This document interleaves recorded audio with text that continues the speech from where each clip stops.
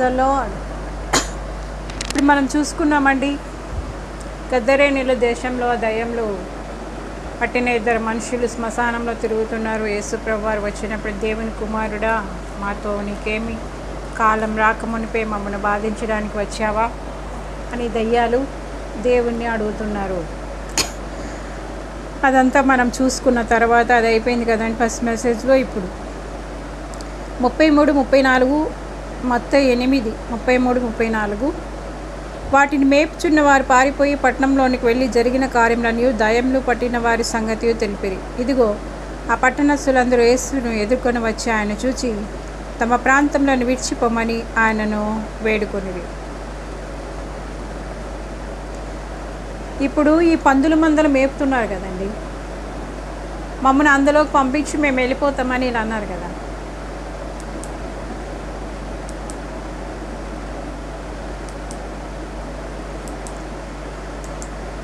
అయితే ఈ యొక్క పందుల్లోకి దయ్యాలన్నీ వెళ్ళిపోయినాయి. ఈ దయ్యాలన్నీ కూడా ప్రపాతంలో పడి, ఈ యొక్క పందులన్నీ ప్రపాతంలో పడి కొట్టుకుపోయాయి. ఇదంతా పందుల మంద మేపుతున్నారు కదా, వీళ్ళు చూశారు, పరిగెత్తుకొని పట్టణంలోకి వెళ్ళారు, అందరికీ చెప్పి తోడుకొని వచ్చారు.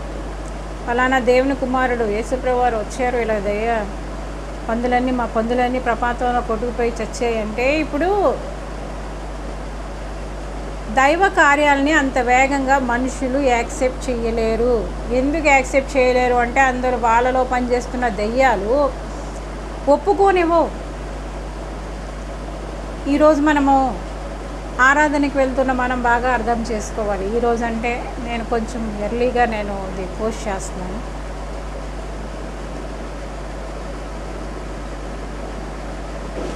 ఇదేంటి, నేను ఇంత మంచి చేస్తే నేను వీళ్ళకి నచ్చట్లేదు, నేను వీళ్ళకి మేలు చేస్తే వీళ్ళు నాకు కీడు చేయాలనుకుంటారు, వీళ్ళు ప్రేమిస్తే వీళ్ళు నన్ను ద్వేషిస్తారు, వీళ్ళు నేను సంతోషపెడితే నన్ను దుఃఖపెడతారేంటి అంటే, ఇప్పుడు వాళ్ళ తప్పు కాదు, వాళ్ళు పనిచేస్తున్నటువంటి దయ్యపు శక్తులు తప్పు. వాళ్ళు ఎప్పుడు మీలాగా స్వచ్ఛంగా ఉండగలుస్తారు అంటే వాళ్ళ దయ్యాలు వదలాలి కదా.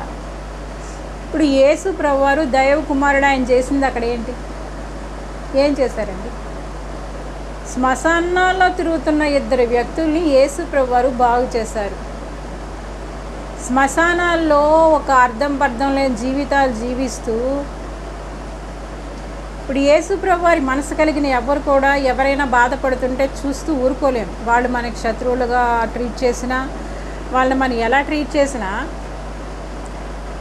అలాగ దయ్యపు శక్తులతో, దురాత్మలతో, బ్యాడ్ హ్యాబిట్స్తో రకరకాలుగా జీవితాలు నాశనం చేసుకొని దుఃఖపడుతూ ఆ యొక్క పాపంలోనే జీవిస్తూ అలా ఉంటున్న వాళ్ళని చూసి మనం అసహించుకోకూడదు.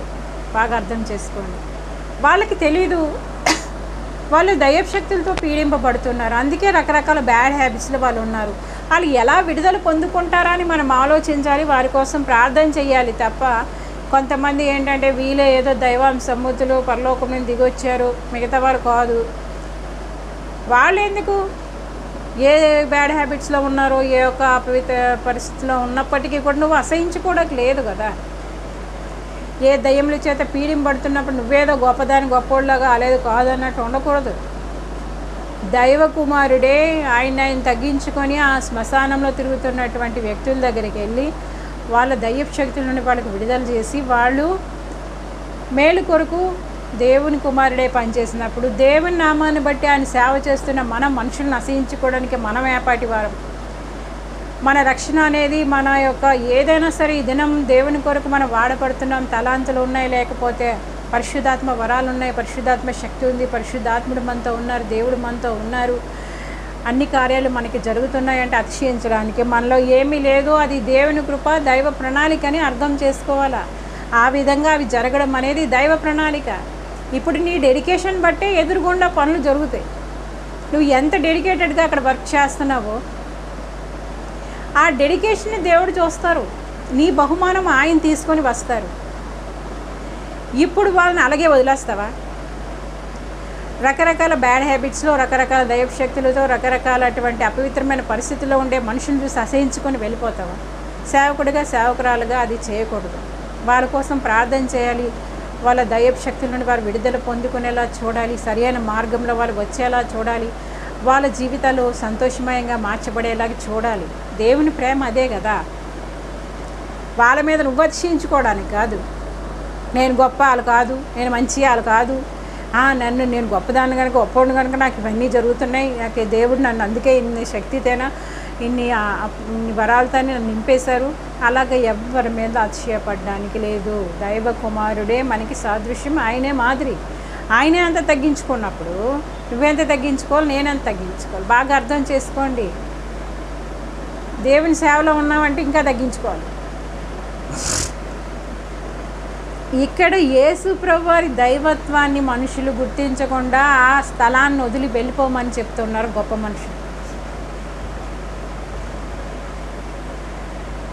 చూసారండి. కాకపోతే ఎంత వ్యతిరేకత ఉన్నప్పటికీ దేవుణ్ణి వెంబడించిన వాళ్ళు వెంబడిస్తారు, ఎప్పుడు ఉన్నారు. వాళ్ళలోంచి మరి దేవుని శిష్యులు రాలేదా? మరి వాళ్ళలోంచి అనేక మంది జనసమూహాలు యేసుప్రభుని వెంబడించలేదా? మరి వాళ్ళలోంచి అనేక మంది దయ్యపుల శక్తుల నుండి విడుదల పొందుకోలేదా? మరి వాళ్ళలోంచి అనేక మంది రోగులు బాగవలేదా? మరి వాళ్ళలోంచే విశ్వాసులు లెగవలేదా? మరి వాళ్ళలోంచే యేసుప్రభు వెంబడించే వారు లెగలేదా? వ్యతిరేకతలు ఉంటాయి. ఇప్పుడు యేసుప్రభు వారు చేసినటువంటి కార్యం ఏంటి? అక్కడ దయ్యాల నుంచి మనుషుల్ని విడుదల చేశారు, వాళ్ళు మనుషుల్లాగా మారారు. అందుకని ఆ స్థలాన్ని వదిలి వెళ్ళిపోమను. ఎందుకు వీళ్ళకి లాస్ అయిపోయిందట, ఆ పందులన్నీ ప్రపాతంలో కొట్టిపోయాయి. ఇంకా ఎంతమంది దెయ్యాలు వదిలేస్తాయి, ఇంక ఎన్ని లాస్ అవుతాయి, మాకు బిజినెస్ లాస్ అయితే మరి ఏమనుకున్నారో తెలియదు ఆ మనుషులు. లేకపోతే చూడండి, లోకము మన నీతిని గుర్తించలేదు. ఎందుకు వాళ్ళతో కూడా మనం వెళ్ళట్లేదు, వాళ్ళ కార్యాల్లో మనం పనిచేయట్లేదు, వాళ్ళు చేస్తున్న పనులు మనం చేయట్లేదు. సో లోకం మనల్ని ద్వేషిస్తుంది కొంతవరకే. వాళ్ళు కూడా నిదానించి చూస్తారు. అందరూ మనుషులే కదా, అందరిలో దైవాత్మ దేవుడు పెట్టిన ఆత్మ ఉంది కదా. నిదానించి వాళ్ళు చూసినప్పుడు వెంబడించాల్సిన వాళ్ళు వెంబడిస్తారు, మేలు పొందుకోవాల్సిన వాళ్ళు పొందుకుంటారు, విడుదల పొందుకోవాల్సిన వాళ్ళు పొందుకుంటారు. మీకు అర్థమవుతుందా? నువ్వు కంగారు పడి ఖాళీ చేసి వెళ్ళాల్సిన అవసరం లేదు. ఇక్కడేంటైందంటే, ఇదిగో ఆ పట్టణస్థులందరూ యేసుని ఎదుర్కొని వచ్చి ఆయన్ని చూచి తమ ప్రాంతంలోని విడిచిపోమ్మని ఆయన వేడుకున్నారు. దయచేసి వెళ్ళిపోయినైనా ఇంకెంతమందిలో ఎన్ని దయ్యాలు వెళ్ళగొడతావో ఏటో, ఇంకెంతమందిని బాగు చేసేస్తావో ఏటో, ఎంతమంది మరి పాప మార్గాలు వదిలేస్తారో. ఇక్కడ ఎంత అపోజిషన్ నాకు ఉంటుందో నాకు తెలుసు. చేసేదేంటి? దేవుడి గురించి చెప్తాం, దేవుడి గురించి చెప్తాం. అంతకంటే పాప మార్గాలు వదలండి, పాప జీవితాలు వదలండి, పరిశుద్ధత వైపు రండి, నీతిమంతులుగా మార్చబడండి, యేసుప్రభుని రక్షకుడిగా అంగీకరించండి, విగ్రహారాధన మానండి. ఇదే కదా చెప్తాం. ఎందుకు చెప్తాం? మాకేనా లాభమా? ఇప్పుడు దయ్యాల నుంచి వదిలిపెట్టుకునే మనుషులు వాళ్ళు బాగుపడ్డారు, అక్కడ మేలు జరిగింది. ఈరోజు మీరు యేసుప్రభుని రక్షకుడిగా అంగీకరిస్తే మీకు మేలు, దేవుని మార్గంలో మీరు వస్తే మీకు మేలు. రేపు నరకం నుండి తప్పింపడతారు, పరలోకానికి వెళ్తారు. విగ్రహారాధన విడిచిపెడితే మీకు మేలు, రేపు నిత్య జీవానికి వారసులు అవుతారు. అప్పుడు మొరపెట్టి, అప్పుడు గగ్గోలు పెట్టి, అప్పుడు బాధ పెట్టి, అప్పుడు మీ విగ్రహాలన్నీ ఎలుకల గబ్బలాలకు పారేసి, అప్పుడు మీరు ఈరోజు బంగారాలు వెండి మట్టి విగ్రహాలు పెట్టుకొని ఈరోజు ఎవరైతే పూజించుకుంటున్నారో దేవుడిని, దైవత్వాన్ని, దేవుడిని వదిలేసి దేవుడిని దేవుడిగా అంగీకరించకుండా, సృష్టికర్తని తెలుసుకోకుండా చెప్పే వాళ్ళని కూడా ద్వేషిస్తూ దూషిస్తూ మమ్మల్ని వదిలేయండి, మా మార్గాల్లో మేము వెళ్ళిపోతాం. వదలండి, పాప జీవితాలు వదలండి, దైవ మార్గంలోకి రండి, జీవితాలు మార్చుకోండి, విగ్రహారాధన విడుదల పొందుకోండి. విగ్రహాలు మిమ్మల్ని రక్షించవు. మీ యొక్క ప్రాణం కోసిచ్చిన, మీ మాంసం కోసిచ్చిన పలకవు. విగ్రహాలు పలుకుతాయా? ఊరి చివర ఎక్కడో అంగట్లో ఉన్నది విగ్రహాలు తెచ్చి నువ్వు ఒక దగ్గర పెట్టేసరికి, ఒక ప్లేస్లో పెట్టేసరికి దేవుడు ఎలాగయ్యారు అర్థం చేసుకోరా?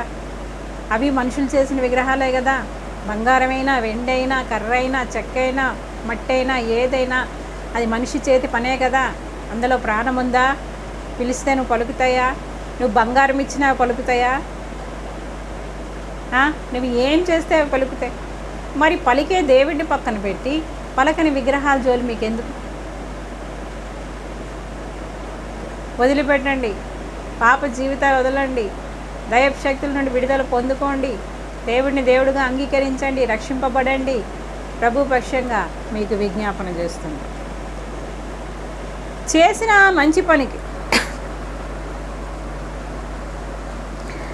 ఈ పట్టణస్తులందరూ వచ్చి ఆయన చూసి ప్రాంతాలు విడిచిపోమ్మని వేడుకుంటున్నారంట. చాలా అపోజిషన్ ఈ స్థలంలో నేను చూశాను. చాలా అపోజిషన్ చూశాను. ఇప్పటికీ స్టిల్ కూడా అపోజ్ చేస్తున్నాను. అందుకే వాళ్ళలోంచే సేవకులు లేగాలి. అప్పుడు వాళ్ళు అర్థం చేసుకోగలుస్తారు. వాళ్ళలోంచే సేవకులు లేగాలి, అభిషిక్తులు లేగాలి, అభిషేకింపబడిన వారు లేగాలి. అప్పుడే వీళ్ళు తెలుసుకోగలుస్తారు. ఎందుకు అంటే ఈ పరిసర ప్రాంతాల గురించి దేవుడిచ్చిన భారం బాధ్యత కనుక ఎంతమంది అపోజ్ చేసినా నిలబడాలి. ఒంటరి ప్రయాణం ఎంతవరకు ఉందో తప్పకుండా చేయాలి. రావాల్సిన శిష్యులు ఎలాగూ వస్తారు, జరగాల్సిన కార్యాలు ఎలాగూ జరుగుతాయి, మారాల్సిన వాళ్ళు ఎలాగూ మారుతారు, విడుదల పొందుకోవాల్సిన వాళ్ళు ఎలాగూ పొందుతారు. ప్రతి దర్శనం నెరవేర్చబడుతుంది, ప్రతి వాగ్దానం నెరవేర్చబడుతుంది. పరిచర్య విషయంలో ప్రతి వాగ్దానం నెరవేర్చబడుతుంది. నాకు తెలుసా విషయం. రక్షింపబడాలి. ఇక దయ్యపు శక్తుల నుండి విడుదల పొందు. యేసు ప్రభువే వాళ్ళకి దిక్కు లేదు. ఇంకా మనకేంటి? మన అపోజ్ చేయరంటారా మనుషుల? ఒక్కసారి మార్క్ 5:1 చూద్దామండి. కొన్ని మాటలు మనం చూద్దాం. వద్దు విగ్రహాలు మీకు పలకవు, వదిలేయండి విగ్రహారాధన అంటే నచ్చుతుంది అంటారు ఆ మాట. వారా సముద్రంలోకి అద్దనున్న గెరేసన్లో చూడండి, ఇది కూడా సేమ్ అదే థింగ్ మళ్ళీ చెప్పబడుతుంది. మరొకసారి 2 పేతురు 2:4 చూసుకుందాం. 2 పేతురు 2:4. అగ్నిరాజా దిగిరమ్మయ్యా, అగ్ని జ్వాలగా నన్ను మండించయ్యా. రాజా రాజా రాజా రాజా యేసు రాజా, రాజా రాజా రాజా రాజా యేసు రాజా. 2 పేతురు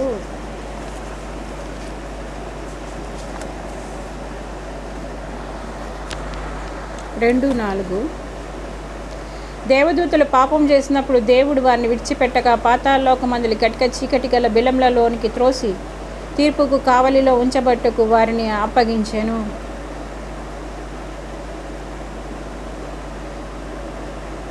పాపం అనేది దేవుడికి ఇష్టం లేదండి. దేవదూతలనే ఆయన కనికరించలేదు. మనుషులకి కనికరిస్తారా? చెప్తారు. ఈరోజు మేము సువార్త చెప్తున్నాం, పాపాన్ని వదలండి, పాప మార్గాలు వదలండి, పాప జీవితాలు వదలండి, దేవుడి వైపు తిరగండి, అదాయపు శక్తి నుండి విడుదల పొందుకోండి. ఈరోజు మేము చెప్తున్నాం. పాపులు అంటే దేవుడికి ఇష్టం లేదండి. అంటే పాపుల్ని దేవుడు క్షమిస్తారు, పాపం ఇష్టం లేదు. నువ్వు పాపాన్ని వదిలే, ఎంత పాపమైనా సరే పాపం అనేది వదిలే. చూడండి, దేవదూతలే పాపం చేసినప్పుడు దేవుడిని వాడిని విడిచిపెట్టక పాతాళ లోకమందలి కటిక చీకటి గల బిలంలోనికి త్రోస్తారు. తీర్పుకు కావలిలో ఉంచబట్టుకు ఇప్పుడు యూఫ్రటీస్ దగ్గర కూడా 4 దేవదూతలు అనేవి బంధింపబడి ఉన్నాయి. ఆ యూఫ్రటీస్ నది అనేది చాలా జలకలతో నిండి ఉండేది. ఇది స్టార్టింగ్ ఏదైనా వనం నుంచి స్టార్ట్ అయింది కదా యూఫ్రటీస్. సో అలాంటి ఒక నది అనేది ఎండిపోవడం అనేది బైబిల్లో చెప్పబడింది. ఎండిపోయిన తర్వాత చివరంతంలో అంటే దేవుని రాకడ సమీపంలో ఇవి జరుగుతున్నాయి, జరిగాయి కూడా. ఒకప్పుడు అందులో షిప్స్ వెళ్ళాయి, చాలా జలమయంగా చాలా జలకలతో ఉండేటువంటి ఆ యొక్క యూఫ్రటీస్ నది ఎండిపోయింది. ఆ పక్కనే దేవదూతలు 4 బంధింపబడినారంట. వాళ్ళ అరుపులు కేకలు అనేవి క్లియర్గా వింటున్నారు చాలామంది. దేవదూతలు పాపం చేస్తే దేవుడు దేవదూతలనే వదలలేదు, కటిక చీకటి గల బిలంలోనికి వాళ్ళని త్రోసేశారు. వాళ్ళకి చూసారా, పాపం చేసినప్పుడు దేవుడు వారిని విడిచిపెట్టగా పాతాళ లోకమందలి కటిక చీకటి గల బిలమల్లోనికి త్రోసి తీర్పుకు కావలిలో ఉంచబట్టకు వారిని తీర్పుకు కావలిలో తీర్పు ఉందండి. మనం చేసిన క్రియ మంచిదైనా చెడ్డదైనా ప్రతిదీ కూడా తీర్పు ఉందండి. తీర్పు తీర్చబడతాం మనం. ఆ దేవదూతలు తీర్పు కొరకు వాళ్ళు కావలిలో ఉంచబడ్డారట.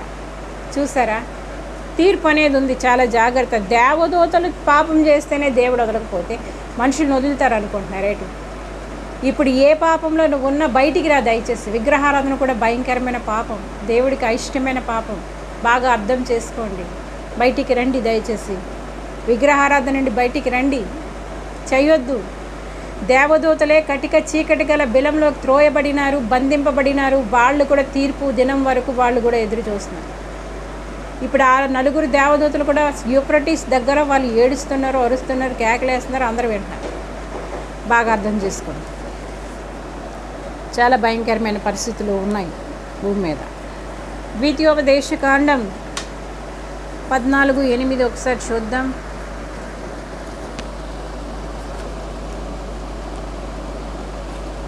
ద్వితీయోపదేశకాండం 14:8. మరియు పంది 2 డెక్కలు గలదైన నెమలి వేదు కనుక అది మీకు హేమ. వాటి మాంసం తినకూడదు, వాటి కలేబరం ముట్టకూడదు. అప్పట్లో పందులు అనేవి హేమైనవి.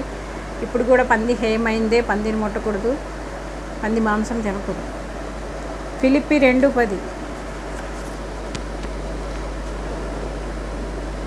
మరి ఇప్పుడు సంగతి నాకు తెలియదులేండి, కానీ అది దేవుడి మాటే కనుక మనం అది వినడం మంచిది. దానికి డెక్కలు లేవంట, అది తినకూడదంట. ఎవరిని నేను పాయింట్అవుట్ చేయలేనండి తిండి విషయంలో, నాకెందుకు బాధ, ఎవరిష్టం వాళ్ళది. ఫిలిప్పి 2:10. కానీ బైబిల్ వాక్యం అలా చెప్పబడింది. అందుచేత పరలోకమందున్న వారిలో కానీ, భూమి మీద ఉన్నవారిలో కానీ, భూమి క్రింద ఉన్నవారిలో కానీ ప్రతి వాని మోకాలు యేసు నామమున వంగునట్లు, ప్రతి వాని నాలుక తండ్రి అయిన దేవుని మహిమార్థమై యేసుక్రీస్తు ప్రభువని ఒప్పుకున్నట్లు దేవుడు ఆయన అధికంగా హెచ్చించి ప్రతి నామమునకు పైనామమును ఆయనకు అనుగ్రహించెను. పరలోకమందున్న వారిలో కానీ, భూమి మీద ఉన్నవారిలో కానీ, భూమి క్రింద ఉన్నవారిలో కానీ. చూసారా, పరలోకంలో ఉన్నోళ్ళైనా సరే, ఇప్పుడు పరలోకంలో ఉన్నారు కదా దేవదూతలు, నిత్యము స్తుతిస్తున్నారు. భూమి క్రింద ఉన్నవాళ్ళు అయితే, భూమి కింద ఎవరున్నారు మరి?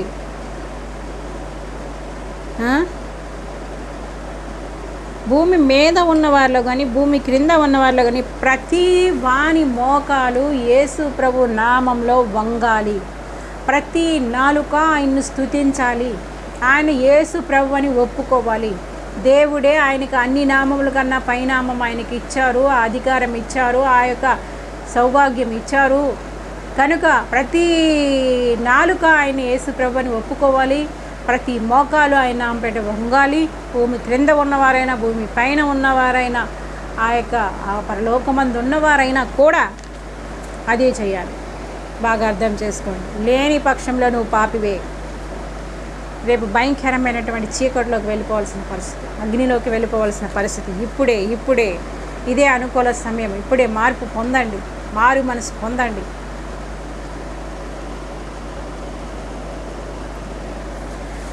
మరి చూసుకుందాం. మొదటి రాజులు అపోస్తుల కార్యాలు 16:39.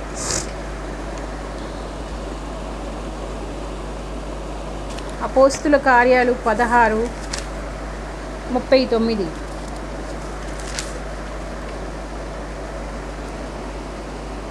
వారిని బతిమాలుకొని వెలుపలికి తీసుకొని పోయి పట్టణం విడిచిపోండని వారు వేడుకుని వారి చెరసాల నుండి వెలుపలికి వచ్చి లూదియా ఇంటికి వెళ్ళి. చూసారా, ఎవరిని ఊరు వెళ్ళిపోయేసి వదిలేసి వెళ్ళిపోమంటున్నారు?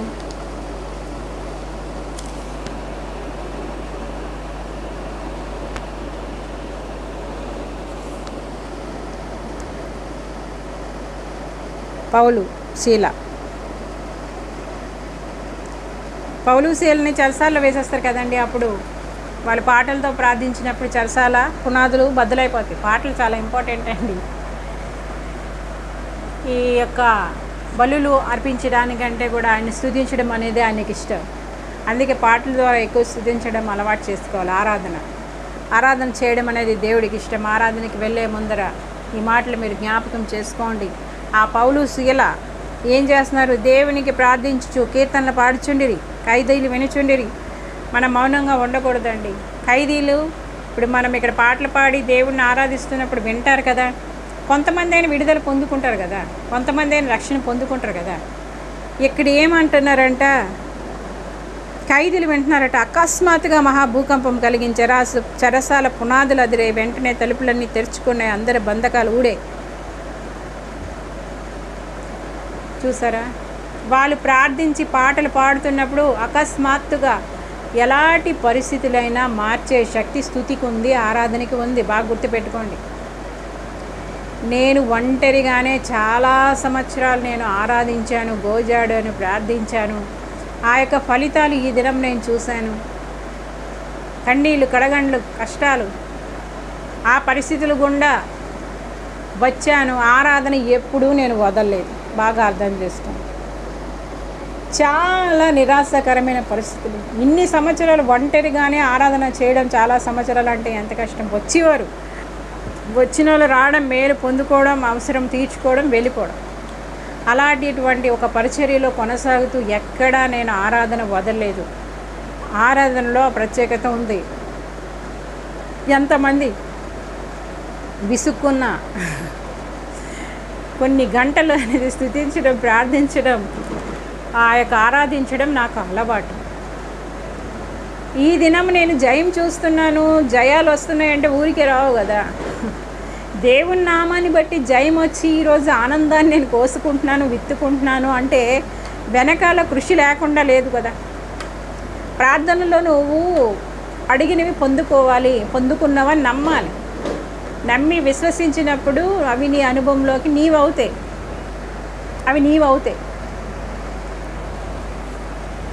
నేను మీకు అదే పదే చెప్తున్నాను. ఏ విషయమైనా ప్రార్థనలో, విజ్ఞాపనలో మనం ఎత్తి పట్టుకోవాలి. ఎవరి కోసం ఎత్తి పట్టుకుంటున్నాం, ఏ పరిస్థితికి ఎత్తి పట్టుకుంటున్నాం, ఏ వ్యక్తి కోసం ఎత్తి పట్టుకుంటున్నామో నువ్వు బాగా వాళ్ళ కోసం నువ్వు ప్రార్థిస్తూ, ఆరాధిస్తూ, స్తుతిస్తున్నప్పుడు విడుదల వాళ్ళు పొందుకుంటారు. ఇక్కడ వీళ్ళ బంధకాలన్నీ విడిపోయి, ఈ ఖైదీల బంధకాలు విడిపోయి, పౌలు శీల బంధకాలు. ఇక సరసాల నాయకుడు భయపడుతున్నాడు, అమ్మో వీళ్ళంతా పారిపోయారు ఏంటంటే, మేము ఎక్కడికి పారిపోయేది, ఇక్కడే ఉన్నాము చెప్తారు. ఆ యొక్క చెరసాల మహాభూకంపం కలిగితే ఏమైంది? వీళ్ళు చచ్చిపోలేదు, వీళ్ళు బతికే ఉన్నారు. భూకంపం కలిగితే యాక్చువల్గా మనుషులు కూడా వెళ్ళిపోతారు కదా, అక్కడ లేదు. ఈ ఖైదీలు బతికారు, ఈ పౌలు శీల కూడా బతికారు. ఆ నాయకుడు, చెరసాల నాయకుడు కూడా ఉన్నాడు, ఆయన కుటుంబం ఉంది. కానీ జస్ట్ ఏమయ్యాయి అంటే ఆ యొక్క దేవుడు కూడా ప్లాన్డ్గానే ఇచ్చారు అక్కడ భూకంపం. ఇప్పుడు కొన్నిసార్లు భూకంపాల్లో కొంతమంది రైషం పడతారు, యొక్క తుఫానులు, యాక్సిడెంట్స్లో. అంటే దేవుని కృపా కాపుదల వాళ్ళకి ఉంటుంది అన్నమాట. ఇంకా వాళ్ళు భూమి మీద ఇంకా నూకలు చెల్లేయాలి. వాళ్ళకి నూకలు చల్లలేదు, భూమి మీద ఇంకా బతకాల్సి ఉంది. వాళ్ళ ఆయుష్ పెరిగిందనమాట, దేవుడు పెంచాడు. అలాగే నా జీవితంలో కూడా దేవుడు నా ఆయుష్ పెంచారు.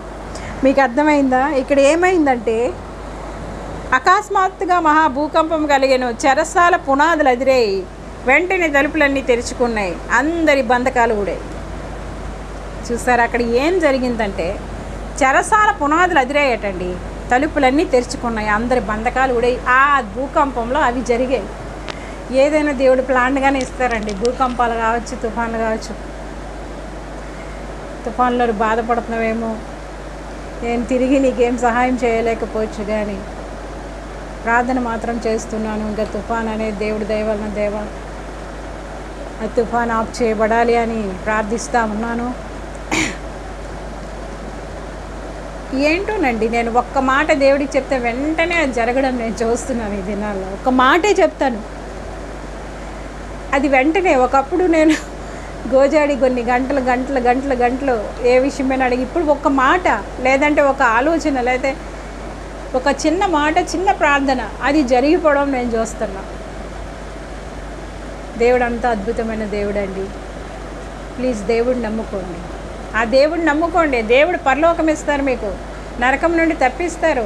ఇక్కడ భూకంపంలో వాళ్ళ పునాదులు కదిలేయి, తలుపులన్నీ ఊడిపోయి, తలుపులన్నీ అంటే తెరుచుకున్నాయి, ఇలా బంధకాలన్నీ ఊడిపోయి. ఏ బంధకాల్లో మీరు ఉన్నారో విడుదల పొందుకుందురుగాక యేసునామంలో. ఏ బంధకాలు, ఏ కట్టల్లో, ఏ పాపంలో, ఏ విగ్రహారాధనలో ఉన్నారో విడుదల విడుదల విడుదల యేసునామంలో. ప్రతి మోకాలు వంగునుగాక, ప్రతి నాలుక స్తుతించునుగాక, భయంకరమైన అగ్ని నుండి ప్రతి ఒక్క ఆత్మ రక్షింపబడునుగాక. ఇంకా ఈయనకి భయం వేసిపోయింది. అప్పుడు పౌలు అంతలో చెరసాల నాయకుడు మేలుకొని చెరసాల తలుపులన్నీ తెరిచి ఉండుట, ఖైదీలు పారిపోయారు అనుకొని ఇదంతా జరిగిందండి. అంటే ఇదంతా మరి మనం ఇప్పుడు చెప్పట్లేదు, ఇది కాదు కదా. వీళ్ళు ఏమంటున్నారంటే ఇంత గొప్ప కార్యం అక్కడ జరిగితే వెలుపలికి పట్నం విడిచిపోండి అని వాళ్ళని వేడుకుంటున్నారు. వాళ్ళని సువార్త ప్రకటిస్తున్నారనే బంధించేస్తారు. మా పట్టణాన్ని వదిలిపోండి అంటున్నారు. ఇక్కడ యేసుప్రభు వారికి ఎలా చెప్తున్నారు అంటే, ఇప్పుడు క్రైస్తవులు ఇంకేం తప్పు కాదు, వాళ్ళు నీతి మార్గాన్ని నేర్పిస్తారు, పాపాన్ని వదలమంటారు, పరిశుద్ధంగా ఉండమంటారు. ఇదే కదా యేసుప్రభుని రక్షకుడిగా అంగీకరించమంటారు, విగ్రహారాధన మానమంటారు. ఇది నచ్చట్లే మనుషులు. ఆ పట్టణాన్ని వదిలిపోమ్మంటున్నారు. వీళ్ళని కూడా వేడుకుంటున్నారు, ఈ పట్టణం వదిలి దయచేసి వెళ్ళిపోండి, మీరుంటే ఇంకేం జరుగుతాయో, ఇక్కడ ఇంకెంతమంది మారిపోతారో, ఇంకెంతమంది పాపాలు వదిలేస్తారో, ఇంకెంతమంది పరలోకానికి వారసులు అయిపోతారో, ఇంకెంతమంది మారిపోతారో, జీవితాలు మార్చుకుంటారో. అయినా దైవ కార్యాలు ఆగవు కదా.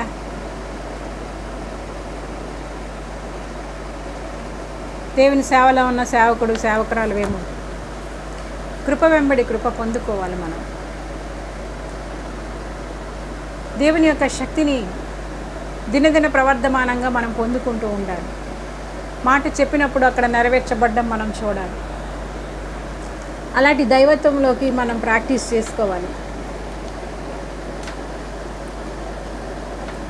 మహిమ వెంబడి మహిమను పొందుకోవాలి. ఆరాధనకి వెళ్తున్న మనం దేవుడిని దేవుడిగా మనం అర్థం చేసుకోవాలి. దేవుని బిడ్డల్ని అసహించుకునే కోవలో ఉన్నవేమో, దేవుడి కార్యాలని అంగీకరించలేని పరిస్థితిలో ఉన్నావేమో, దేవుడి చిత్తాన్ని తెలుసుకోలేని జీవితంలో ఉన్నావేమో, దేవుడి కార్యాలు చూస్తూ కూడా అవిశ్వాసగానే బతుకుతున్నవేమో. దయచేసి దేవుడిని అర్థం చేసుకోండి, దేవుడిని రక్షకుడిగా స్వీకరించండి. ప్రతి మోకాలు ఆయన నామం పేట వంగునుగాక, ప్రతి నాలుక యేసు ప్రభువుని ఒప్పుకొనుగాక, ప్రతి ఒక్కరూ రక్షింపబడుదురుగాక. యేసు ప్రభు కొద్ది మాటలు దీవించునుగాక. ప్రియ పరలోకపు తండ్రి మాటలు అంగీకరించునుగాక. Praise Lord, praise Lord. అనేక మంది